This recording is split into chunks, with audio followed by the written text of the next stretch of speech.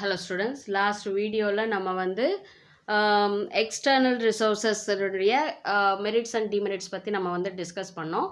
So அடுத்து இன்றைக்கி நம்ம டிஸ்கஸ் பண்ண போகிற டாபிக் வந்து பார்த்திங்கன்னா செலெக்ஷன். அதாவது ஆஸ்பெக்ட்ஸ் ஆஃப் ஸ்டாஃபிங்கில் வந்து 3 விஷயங்கள் இருக்குது. That is recruitment, selection and technical அப்படின்றத நம்ம பார்த்தோம். ரெக்ரூட்மெண்ட் ஆல்ரெடி நான் வந்து டிஸ்கஸ் பண்ணிட்டேன். ஸோ இன்றைக்கி வீடியோவில் செலெக்ஷன் ப்ராசஸ் பற்றி தான் நான் வந்து டிஸ்கஸ் பண்ண போகிறேன். இது வரைக்கும் நம்ம சேனலை சப்ஸ்கிரைப் பண்ணாதவங்க ப்ளீஸ் சப்ஸ்கிரைப் பண்ணுங்கள். பெல் ஐக்கானை கிளிக் பண்ணிவிட்டு ஆல் பட்டன் கிளிக் பண்ணிங்கன்னா நான் போடுற வீடியோஸோட நோட்டிஃபிகேஷன் உங்களுக்கு இமீடியட்டாக வரும். டிஸ்கிரிப்ஷன் பாக்ஸில் ப்ரீவியஸ் வீடியோஸ்னுடைய லிங்க் கொடுத்துருக்கேன். அதை கிளிக் பண்ணி பார்க்கும்போது இந்த சாப்டர் வந்து உங்களுக்கு தெளிவாக புரியும். ஓகே, ஆஃப்டர் ரெக்ரூட்மெண்ட் ப்ராசஸ்க்கு அப்புறம் பார்த்தீங்கன்னா செலெக்ஷன் ப்ராசஸ் தான் வந்து நமக்கு அடுத்த ப்ராசஸாக இருக்குது. இப்போ இந்த செலெக்ஷன் ப்ராசஸ் அப்படின்றது பார்த்தீங்கன்னா நமக்கு நிறைய பயோடேட்டாஸ் வந்து நமக்கு ரெஸ்யூம்ஸ் வந்து நமக்கு வந்து கேண்டிடேட்ஸ்கிட்ட வந்திருக்கும். அதிலிருந்து நம்ம ஜாப் டைட்டிலுக்கு ஏற்ற மாதிரியான ஒரு கேண்டிடேட்டை நம்ம வந்து செலக்ட் பண்ண போகிறோம். அதை எப்படியெல்லாம் அந்த செலெக்ஷன் ப்ராசஸ் வந்து நடக்குது அப்படின்றது தான் இந்த வீடியோவில் பார்க்க போகிறோம். Selection is the process of identifying choosing the best person out of the number of prospective candidates for a job. So வந்திருக்கக்கூடிய எல்லா விதமான அந்த ஜாப் கேண்டிடேட்ஸினுடைய அந்த ரெஸ்யூம்ஸை பேஸ் பண்ணி நம்ம என்ன பண்ணுவோம், கரெக்டான பர்சனை நம்ம சூஸ் பண்ண போகிறோம். Towards this process, the candidates are required to take a series of employment tests and interviews. So அந்த இப்போ வந்து ஒரு ஜாபுக்கே வந்து ஒரு 100 பேர் அப்ளை பண்ணியிருப்பாங்க.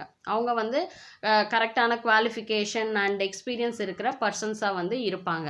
ஸோ அந்த 100 பேரில் வந்து நம்ம வந்து கரெக்டான பர்சனை வந்து நம்ம வந்து ரெக்ரூட் பண்ணணும். அதுக்காக என்ன ப்ராசஸ் அப்படின்னு பார்த்தீங்கன்னா நிறைய டெஸ்ட் வைப்பாங்க. ஓகேவா? அப்படி இல்லைன்னா இன்டர்வியூஸ், நிறைய ரவுண்ட்ஸ் ஆஃப் இன்டர்வியூஸும் வந்து வைப்பாங்க.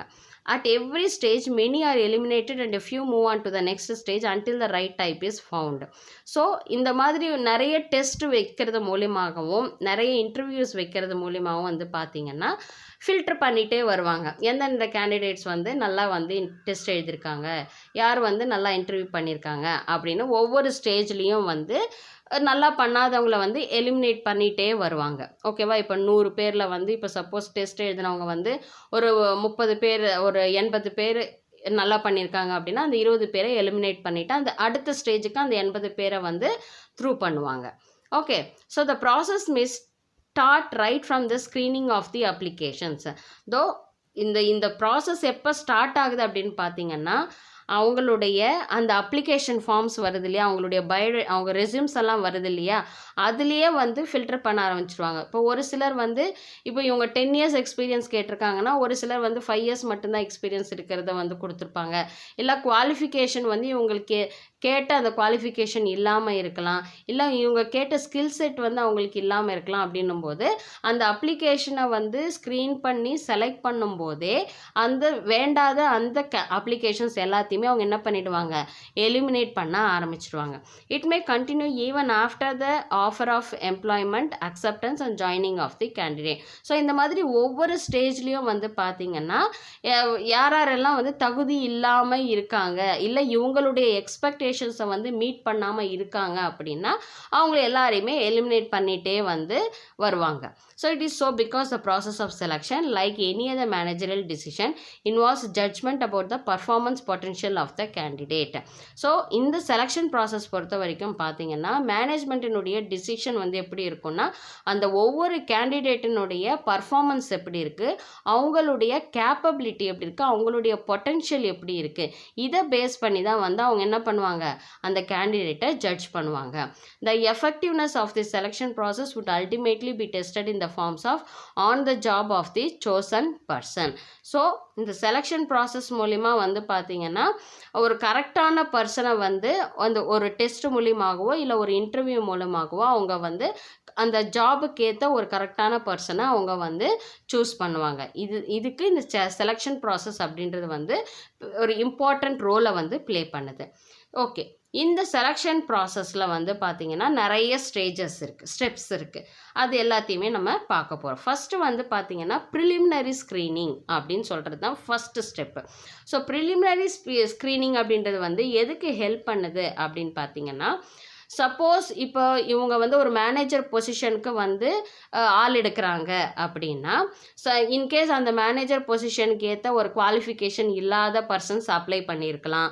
இல்லை வந்து பார்த்தீங்கன்னா அந்த ஜாபுக்கு ஃபிட்டான ஒரு பர்சன் இல்லாதவங்க அப்ளை பண்ணியிருக்கலாம். அந்த குவாலிஃபிகேஷன் அந்த ஸ்கில் செட் இல்லாதவங்க கூட என்ன பண்ணியிருப்பாங்க, அப்ளை பண்ணி பார்ப்போமே அப்படின்னு போட்டவங்களும் இருப்பாங்க.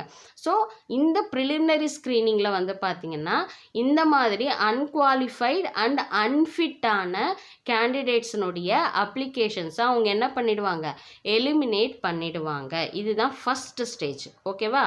That is preliminary screening. Okay, preliminary interviews help reject misfits for reasons which did not appear in the application forms. So preliminary interviewலயே வந்து பார்த்தீங்கன்னா அவங்க வந்து இந்த ஜாபுக்கு அன்ஃபிட்டாக இருக்காங்க அப்படின்ற கேண்டிடேட்ஸை அவங்க வந்து முதல்லையே வந்து என்ன பண்ணிடுவாங்க, ரிஜெக்ட் பண்ணிடுவாங்க. இதுதான் வந்து பார்த்தீங்கன்னா preliminary screening ஃபஸ்ட்டு ஸ்டேஜ். அடுத்த ஸ்டேஜில் வந்து பார்த்தீங்கன்னா செலெக்ஷன் டெஸ்ட். நிறைய டைப்ஸ் ஆஃப் டெஸ்ட் வந்து அவங்களுக்கு கண்டக்ட் பண்ணுவாங்க. An employment test is a mechanism that attempts to measure certain characteristics of individuals. So இந்த டெஸ்ட் அப்படின்றது வந்து பார்த்திங்கன்னா எதை வந்து மெஷர் பண்ணோம் அப்படின்னு பார்த்தீங்கன்னா ஒவ்வொரு இண்டிவிஜுவலினுடைய அவங்களுடைய பர்சனல் கேரக்டராக இருந்தாலும் சரி, இல்லை வந்து அவங்களுடைய ஜாப் எக்ஸ்பீரியன்ஸை டெஸ்ட் பண்ணுற மாதிரியும் அவங்களுடைய ஸ்கில் செட்டை வந்து டெஸ்ட் பண்ணுற மாதிரியும் அதே போல் அவங்களுடைய இன்னோவேட்டிவ் ஓகேவா அதை பற்றி டெஸ்ட் பண்ணுற மாதிரியும் தான் வந்து பார்த்திங்கன்னா இந்த செலெக்ஷன் டெஸ்ட் ப்ராசஸ் வந்து இருக்கும். These characters range from aptitudes such as manual dexterity to intelligence to personality.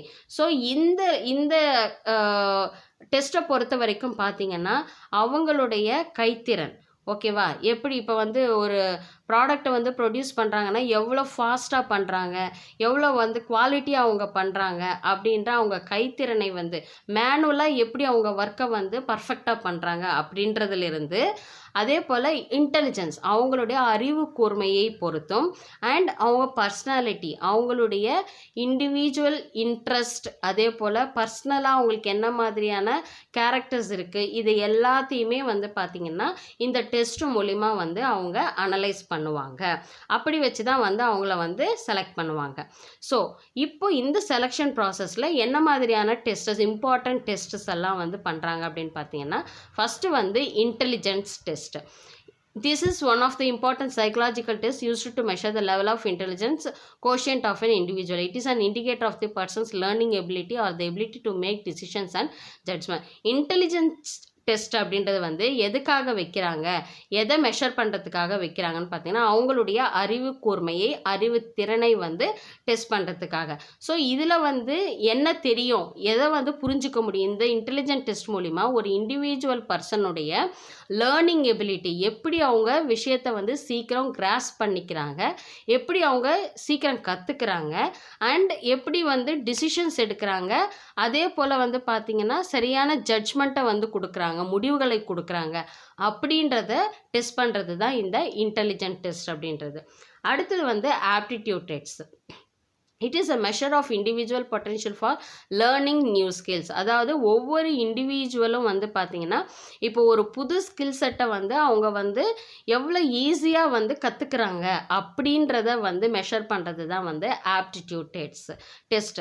It indicates the persons capacity to develop. எப்படி வந்து அவருக்கு இருக்கிற அந்த நாலெட்ஜை வச்சு அவர் எப்படி இன்னும் அதை வந்து இம்ப்ரூவைஸ் பண்ணி டெவலப் பண்ணி ஒரு அவங்களுடைய பொட்டென்ஷியல் வந்து கொண்டு வராங்க அப்படின்றத சொல்கிறது தான் வந்து பார்த்திங்கன்னா ஆப்டிடியூட் டெஸ்ட் அப்படின்னு சொல்கிறாங்க.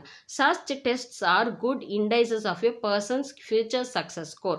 ஆப்வியஸ்லி இப்போ நமக்கு இருக்கிற நாலேஜை மட்டுமே பேஸ் பண்ணி நம்ம வந்து சர்வை பண்ண முடியுமா அப்படின்னா கண்டிப்பாக முடியாது. ஏன்னா நிறைய காம்படிஷன் வந்து இருக்குது.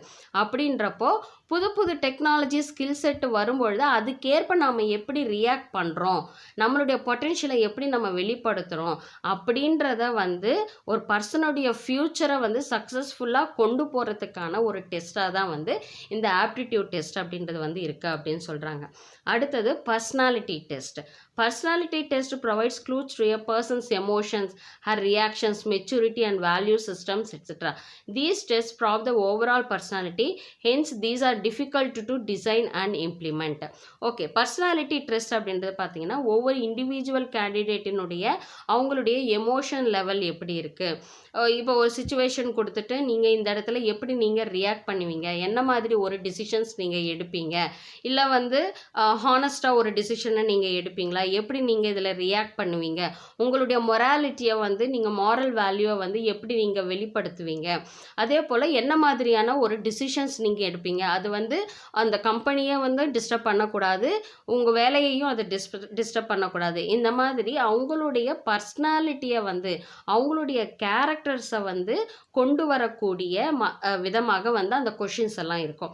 அதுதான் வந்து பர்சனாலிட்டி டெஸ்ட் அப்படின்னு சொல்கிறோம். ஸோ இந்த பர்சனாலிட்டி டெஸ்ட்டுக்கான கொஷின்ஸ் எல்லாமே வந்து பார்த்திங்கன்னா அதை டிசைன் பண்ணுறதும் அதை வந்து இம்ப்ளிமெண்ட் பண்ணி கொண்டு வர்றது அப்படின்றது வந்து ரொம்ப ஒரு கஷ்டமான விஷயம். ஏன்னா உங்களுக்கு ஒரு சிச்சுவேஷன் கொடுத்துட்டு அந்த சிச்சுவேஷனில் உங்களை உட்கார வச்சுட்டு அதற்கான பொறுப்பையும் கொடுத்துட்டு நீங்கள் என்ன முடிவு எடுப்பீங்க, நீங்கள் என்ன டிசிஷன் எடுப்பீங்க அப்படின்னு அவங்கள கேட்கும் பொழுது நம்மளுடைய இன்னர் கேரக்டரை வந்து வெளிப்படுத்தக்கூடியதாக தான் நம்மளோட முடிவுகள் இருக்கும் இல்லையா. ஸோ அதை பிரதிபலிக்கிறது தான் இந்த பர்சனாலிட்டி டெஸ்ட் அப்படின்றது. அடுத்தது வந்து பார்த்திங்கன்னா trade test. These test measure the existing skills of the individual. இந்த ட்ரேடு டெஸ்ட் அப்படின்றது வந்து இப்போ உங்களுக்கு என்ன மாதிரியான ஒரு ஒர்க்கிங் எக்ஸ்பீரியன்ஸ் இருக்குது, என்ன மாதிரியான ஸ்கில் செட்டோடு நீங்கள் இருக்கீங்க, எந்த இடத்துல நீங்கள் வந்து ஆல்ரெடி ஒர்க் பண்ணி என்ன மாதிரியான எக்ஸ்பீரியன்ஸ் நீங்கள் கெயின் பண்ணியிருக்கீங்க, அட் ப்ரெசண்ட் உங்களுக்கு இருக்கக்கூடிய நாலேஜ், இதை சொல்கிறது அதாவது இதை வெளிப்படுத்துறது தான் வந்து பார்த்திங்கன்னா ட்ரேடு டெஸ்ட் அப்படின்னு சொல்கிறோம். They measure the level of knowledge and proficiency in the area of professions or technical training. இப்போ அவங்க ஒர்க் பண்ணக்கூடிய அந்த ஜாபில் வந்து அவங்களுடைய நாலேஜ் எப்படி இருக்குது, அவங்களுடைய ப்ரொஃபிஷியன்சி எப்படி இருக்குது அப்படின்றத டெஸ்ட் பண்ணுறது தான் இந்த ட்ரேடு டெஸ்ட் அப்படின்றது. ஸோ இது மோர் ஆர் லெஸ் வந்து பார்த்திங்கன்னா இந்த ஆப்டிடியூட் டெஸ்ட்டும் இந்த ட்ரேட் டெஸ்ட்டும் வந்து பார்த்திங்கன்னா கிட்டத்தட்ட ஒரே மாதிரி தான் இருக்கும். ஆனால் ஆப்டிடியூட் டெஸ்ட் அப்படின்றது வந்து என்ன அப்படின்னா ஃபர்தராக வந்து அவங்களுடைய ஸ்கில் செட்டை அவங்களுடைய பொட்டென்ஷியலை கேப்பபிலிட்டிஸை வெளியே கொண்டு வரக்கூடிய விதமாக வந்து கொஷின்ஸ் இருக்கிறது ஆப்டிடியூட் டெஸ்ட்டு. ஆனால் ட்ரேட் டெஸ்ட் அப்படின்றது வந்து அட் ப்ரெசண்ட் உங்களுக்கு இருக்கக்கூடிய நாலேஜ் அண்ட் ஸ்கில் செட்டை வந்து வெளிக்கொண்டு வரக்கூடியது, அதை வந்து நீங்கள் எக்ஸ்பிளைன் பண்ண விதமாக இருக்கக்கூடியது தான் வந்து பார்த்திங்கன்னா ட்ரேட் டெஸ்ட் அப்படின்றது. ஸோ ஆப்டிடியூட் டெஸ்ட் ட்ரேட் டெஸ்ட்டுக்கான வித்தியாசம் உங்களுக்கு தெரியும். நம்மளுடைய இன்னர் பொட்டென்ஷியலை வந்து எப்படி நம்ம வந்து வெளியே கொண்டு வர போகிறோம், இன்னோவேட்டிவாக எப்படி நம்ம வெளியே கொண்டு வர போகிறோம் அப்படின்னு சொல்கிறது ஆப்டிடியூட் டெஸ்ட். ஆனால் இப்போ இருக்கிற actual possessing now I am having this experience and skill set அப்படின்றத சொல்கிறது வந்து ட்ரேட் டெஸ்ட். ஓகேவா. அடுத்தது interest test. Every individual has fascination from job than the other. Interest tests are used to know the pattern of interest or involvement of a person. Interest test அப்படின்றது வந்து ஒவ்வொரு individual கேண்டிடேட்டினுடைய interest என்ன, self interest என்ன மாதிரியான அவங்கள வந்து அவங்கள எப்படி டெவலப் பண்ணிக்கணும்னு நினைக்கிறாங்க, எப்படி வந்து அவங்களுடைய ஸ்கில் செட்டை டெவலப் பண்ணிக்கணும்னு நினைக்கிறாங்க, என்ன மாதிரியான ஒரு மைண்ட் செட்டில் வந்து ஃப்யூச்சரில் இப்படி இருக்கணும் அப்படின்னு என்ன மாதிரியான ஒரு மைண்ட் செட்டில் அவங்க இருக்காங்க, இல்லை வந்து எந்த அளவுக்கு அவங்க வந்து இன்ட்ரெஸ்ட் காட்டுவாங்க, ஒர்க்கில் வந்து எந்த அளவுக்கு இன்வால்மெண்ட் காட்டுவாங்க அப்படின்ற அந்த இண்டிவிஜுவல் கேண்டிடேட்டினுடைய இன்ட்ரெஸ்ட்டை வெளிக்கொண்டு வர்றதுக்காக நடத்துறது தான் இந்த இன்ட்ரெஸ்ட் டெஸ்ட் அப்படின்றது. ஓகே, இப்போ வந்து ஃபஸ்ட்டு வந்து ப்ரிலிமினரி ஸ்க்ரீனிங் பார்த்தோம். அதுக்கு அடுத்தது வந்து செலெக்ஷன் டெஸ்ட்டில் வந்து டிஃப்ரெண்ட் டைப்ஸ் ஆஃப் டெஸ்ட் மூலிமா வந்து அவங்க என்ன பண்ணுறாங்க, கேண்டிடேட்ஸை செலக்ட் பண்ணுறாங்க. அடுத்தது தேர்டு வந்து பார்த்திங்கன்னா எம்ப்ளாய்மெண்ட் இன்டர்வியூ. ஓகேவா.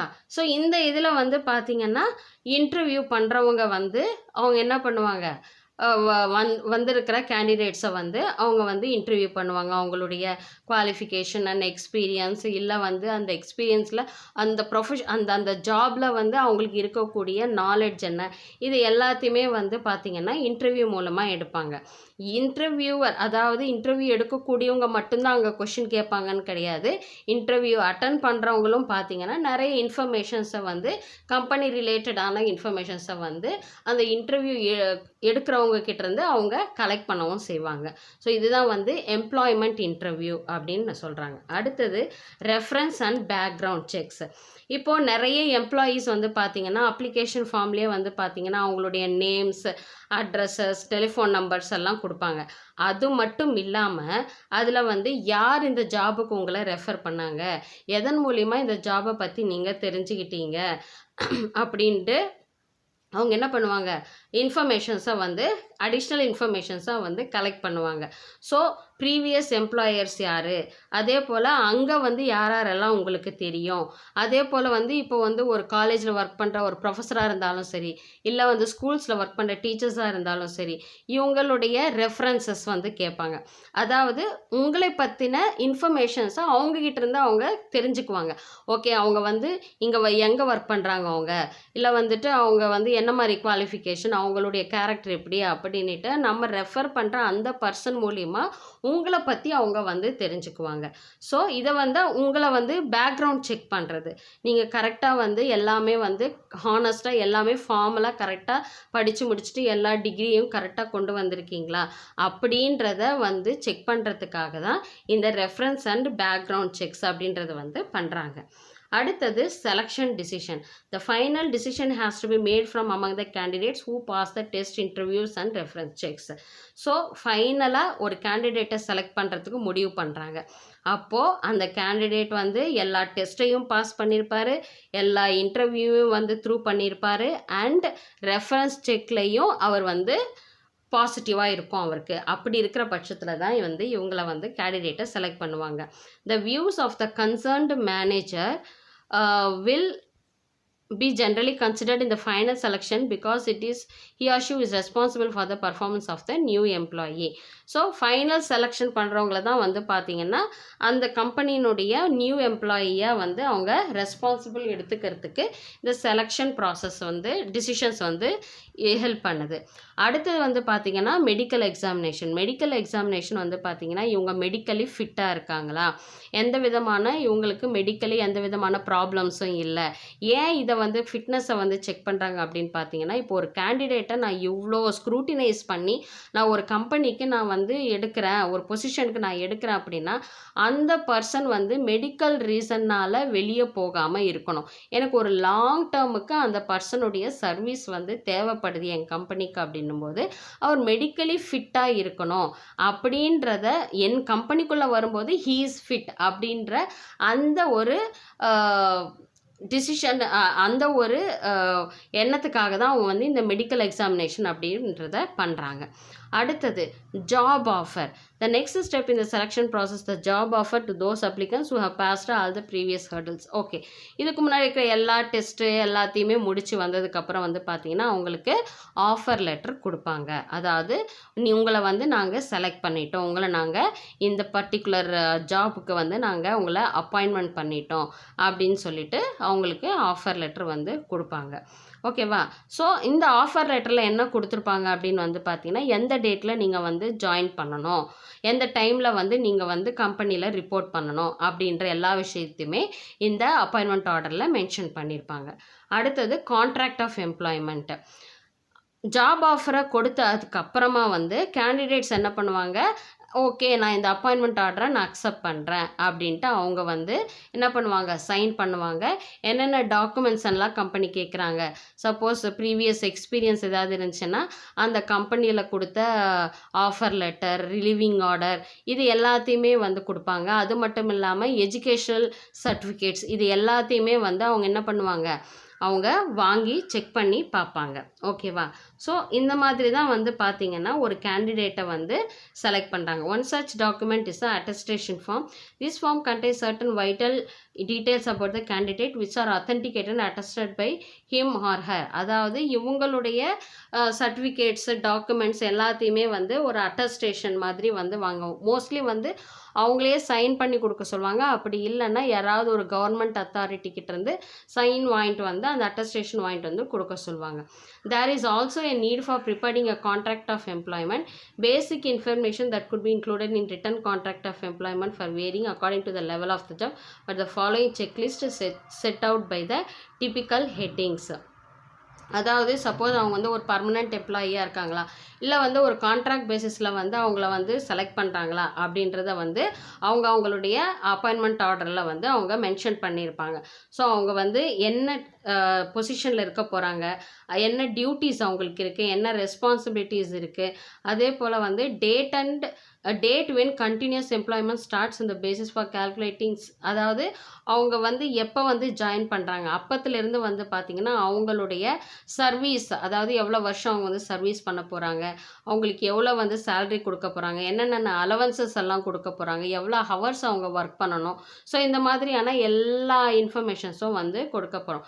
அது மட்டும் இல்லாமல் எவ்வளோ லீவ் ரூல்ஸ் இருக்கும், மாதத்துக்கு இவ்வளோ நாள் தான் லீவ் எடுக்கலான் இருக்கும், இல்லை வந்து லீவ் எல்லாம் சேர்த்து வச்சிங்கன்னா அதை வந்து நீங்கள் மானிட்டரியாக கன்வெர்ட் பண்ணிக்கலாம், இல்லை வந்து மெடிக்கல் வைஸ் எப்படி வந்து ஹெல்ப் பண்ணுவாங்க, இல்லை வந்து எஜுகேஷன் வைஸ் வந்து சில்ட்ரனுக்கு வந்து என்ன மாதிரியான அலவன்சஸ் எல்லாம் இருக்குது. அதே போல் வந்து பார்த்திங்கன்னா ஒர்க் என்விரான்மெண்ட்டில் இருக்கக்கூடிய ரூல்ஸ், டிசிப்ளினரி ப்ரொசீஜர், அதே போல் பார்த்திங்கன்னா சப்போஸ் என்ன மாதிரியான சுச்சுவேஷனில் வந்து கம்பெனி வந்து வித்தவுட் எனி கன்சர்ன் வந்து அவங்கள வந்து டெர்மினேட் பண்ண முடியும், வேலையிலிருந்து தூக்க முடியும்.